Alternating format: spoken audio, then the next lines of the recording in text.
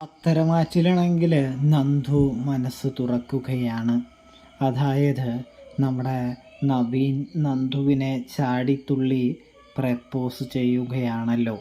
ഇതേ സമയം എന്താണ് അനി തന്നിൽ നിന്നും ഇത്രയും നാൾ മറച്ചു പിടിച്ചത് എന്ന് നമ്മുടെ നന്ദു തിരിച്ചറിയുകയാണ്.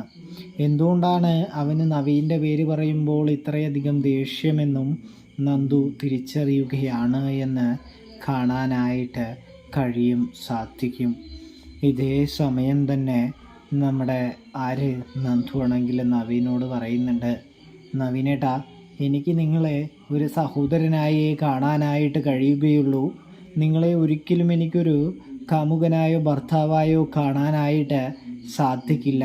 സത്യം പറഞ്ഞാൽ എനിക്കൊരാളെ ഇഷ്ടമാണ് എന്ന് പറയുന്നൊരു കാഴ്ച കാണാൻ സാധിക്കുന്നുണ്ട്.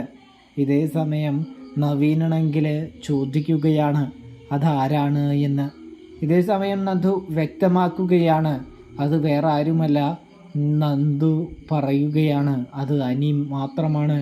അനിയെയാണ് ഞാൻ വിവാഹം കഴിക്കാനായിട്ട് ആഗ്രഹിക്കുന്നത്, പ്രണയിക്കുന്നത്. അനി എൻ്റെ കാമുകനാണ് എന്ന് പറയുന്നത് കാണാൻ സാധിക്കുന്നുണ്ട്. ഇതേ സമയം നമ്മുടെ നവീൻ ഞെട്ടിപ്പോവുകയാണ് എന്ന് കാണാൻ